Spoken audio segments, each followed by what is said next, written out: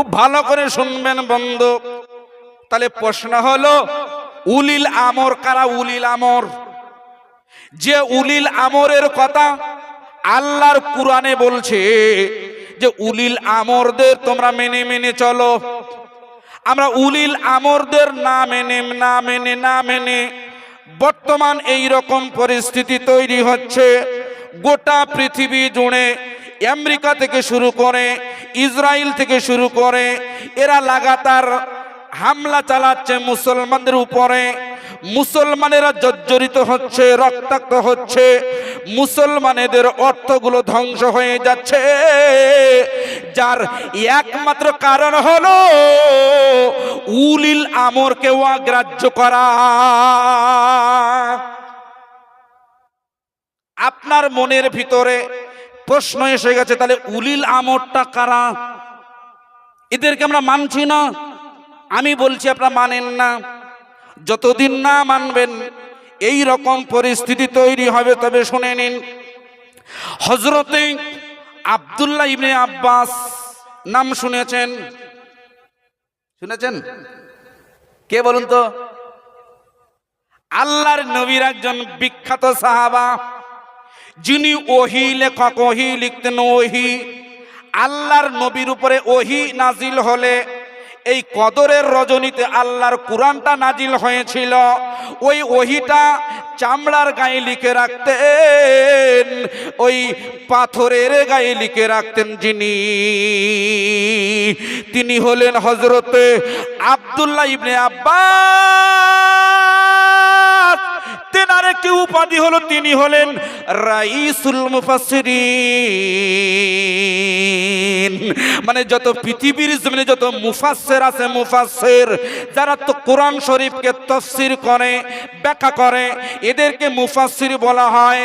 গোটা পৃথিবীর শীর্ষস্থানে যেনার নাম, তিনি হলেন হযরতে আব্দুল্লাহ ইবনে আব্বাস।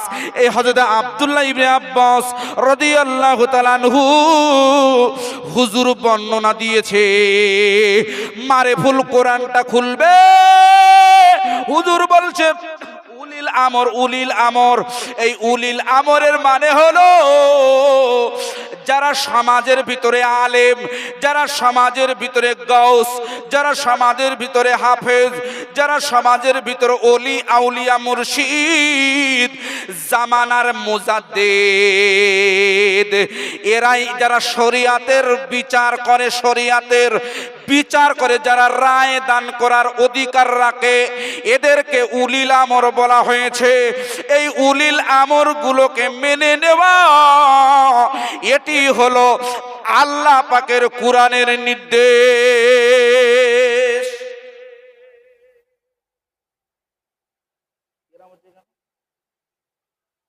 ঠিকঠাক করে দাও। রোজার সময় ইঞ্জিন এমনি ডাউন। কি ভাই? রোজার সময় ইঞ্জিন ডাউন। তবে রমজানে রোজা করলে অটোফেজ হয় বেশি বেশি। কি হয়? অটোফেজ বোঝেন? বোঝেন না, বুঝিও লাভ নেই। তবে একটুখানি বলে দেই, গত 11 মাস ধরে আপনি যা খেয়েছেন, মনে করুন 3 বেলা খেয়েছে, অনেকে 4 বেলা খায়। 1 বেলা খেয়ে হজম হতে না হতে ফের আরো 1 বেলা। হজমের কোষগুলো, হজমের পোকাগুলো, এদের ধর্ম হলো, আমার ধর্ম আপনার ধর্ম যেমন ইসলাম, হজমের পোকাগুলোর ধর্ম হলো নূতন খাদ্য গ্রহণ করা। কথা ঠিক না বেঠিক? আমার পেটের ভিতরে পুরনো খাদ্য আছে, এখনো টাইম 2 ঘন্টা বাকি আছে হজম হওয়ার। ভাইরা ভাই হাত ধরেছে, ভাই 1 থালা গোস্ত দিয়ে ভাত খাও। তুমি না খেলে কি করে খাই? ভাইরা আমার সাথে 1 থালা দিয়ে ভাত খেলেন। হজমের পোকাগুলো পুরনো খাদ্য বাদ দিয়ে ওই ভাইরাবার সাথে বসে খাওয়া খাদ্য, গোস্ত ভাত, ওটা আবার হজম করা শুরু করে দিল। তাহলে পেছনের খাদ্যটা চাপা পড়ে গেল। এই রকম টানা 11 মাস চলতেই থাকে। ঠিক না বেঠিক? কিন্তু রমজানুল মুবারকে আল্লাহ অর্ডার করে যায়, হজমের পোকা, তোদের তো খাদ্য নেই, এখন পেটের ভিতর খাদ্য নেই। অনেকেই 2টো খরমা খেজুর 1 গ্লাস দুধ খায়, দুধ, অনেকে পানি খায়, এই পানি খেয়ে রোজা রাখে। আশ্চর্য, দিনে একবার 24 ঘন্টা। হজমের পোকাগুলো কি সব ছুটি না, পেটের ভিতরে কোরাকরি চলছে, মানে কি হজম।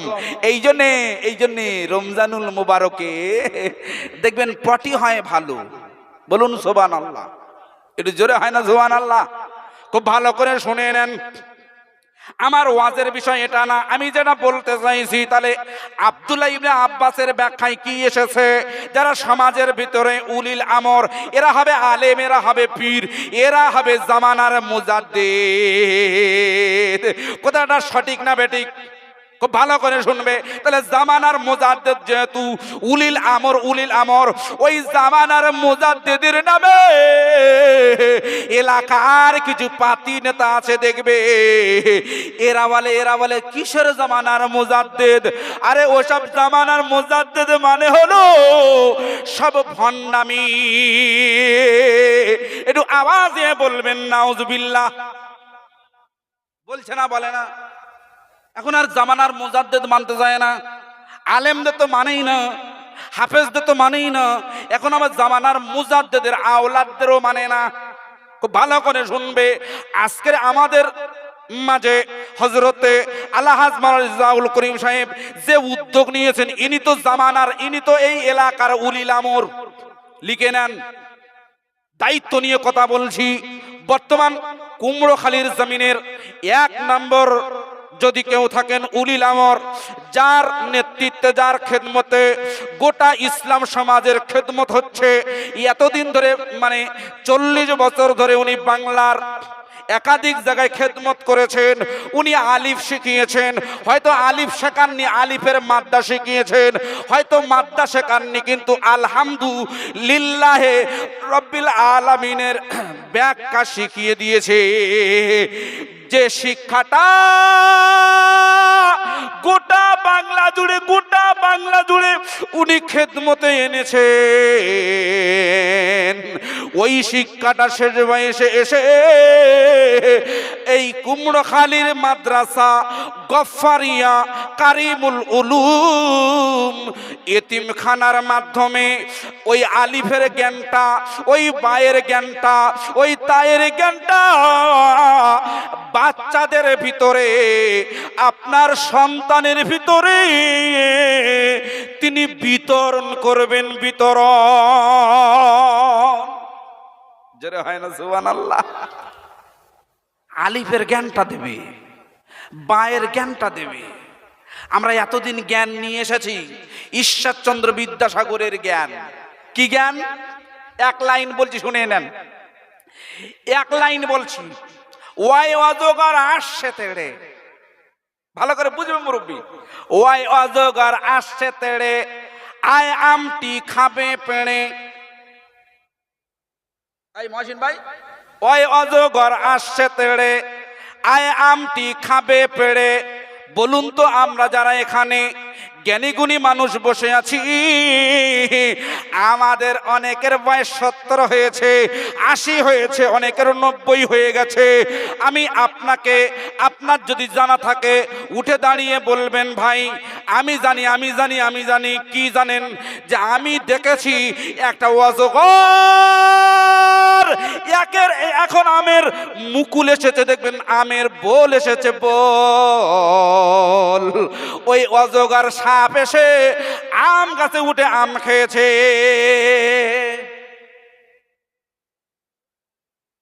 দেখেছি জসীমউদ্দিন ভাই? দেখিনি তো। তাহলে আমরা কি বোকা মানুষ? দেখুন, আমরা জীবনে ওই শিক্ষার বাস্তবায়ন খুঁজে পাইনি। তারপরেও আমাদের ছেলেদের স্কুলে ভর্তি করাই। তার মানে এটা না আমি স্কুলে পড়াতে নিষেধ করছি না, আমি শিক্ষার পার্থক্যটা দিচ্ছি। যেহেতু মাদ্রাসাকে কেন্দ্র করে আজকের ইফতার মাহফিল, তাই তো? মাদ্রাসাকে কেন্দ্র করে ইফতার মাহফিল দিয়েছেন, শুধু রেজাউল করিম সাহেব দেননি, আপনাদের সকলের পূর্ণ সহযোগিতা ছিল পেছনে, ঠিক না বেঠিক? পূর্ণ সহযোগিতায়, পূর্ণ মেহনতে আজকের ইফতার মাহফিল দিয়েছেন। আর আজকের ইফতার মাহফিলের মূল উদ্দেশ্য হলো মাদ্রাসাকে উদ্দেশ্য করে, মাদ্রাসাকে সামনে রেখে আজকের মাহফিলের প্রেক্ষাপট। তাই সেই মাদ্রাসার প্রেক্ষাপট, মাদ্রাসার শিক্ষা নিয়ে আমি 2 লাইন বলছি। ওরা স্কুলে শিখিয়ে দিচ্ছে ওয়াই অজগর আসছে তেড়ে, আয় আমটি খাবে পেড়ে। ঈশ্বরচন্দ্র বিদ্যাসাগর লিখে দিয়েছে যে শিক্ষার কোনো ভিত্তি নেই, জীবনে অজগর আম কিন্তু খাইনি, আম খাইনি, আম খাইনি।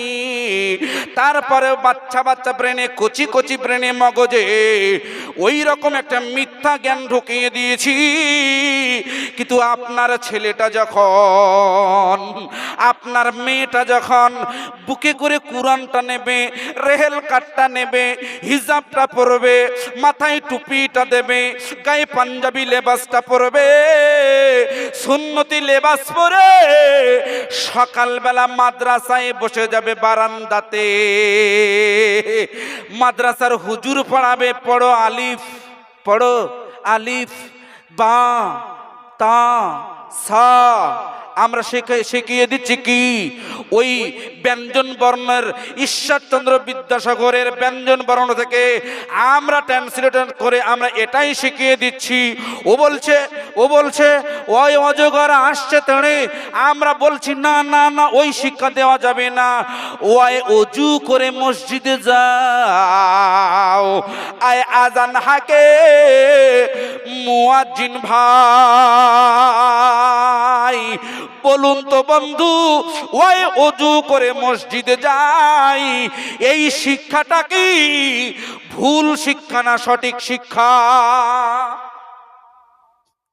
ওই অজু করে মসজিদে যেতে হয়, আয় আজান হাকে মুয়াজ্জিন ভাই। কয় কোরআন পড়ো বসে বসে, কয় খুতবা পড়ে ইমাম সাহেব। জুমার দিনে খুতবা কে পড়ে? ইমাম সাহেব। এই শিক্ষাগুলো দেবেন, তাহলে আখেরে লাভ হবে, ক্ষতি হবে না। আমরা অনেকেই ভাবছি মাদ্রাসা শিক্ষা অধ্যয়ন করলে কিছুই হবে না। মিথ্যে কথা। অসমের মুখ্যমন্ত্রী হেমন্ত, এ শালা 1 নম্বর হারামি। যাই হোক, এ হাজার হাজার মাদ্রাসা ব্যান করে দিয়েছে, হাজার হাজার মাদ্রাসা ব্যান করেছে। এবং এই সমস্ত নেতাদের সহকর্মী যারা, এরা গোটা ভারতবর্ষ জুড়ে মাদ্রাসা কি করে ব্যান করতে হয় সেই পরিকল্পনা করছে। সুতরাং ওদের পরিকল্পনা বাস্তবায়ন হবে না।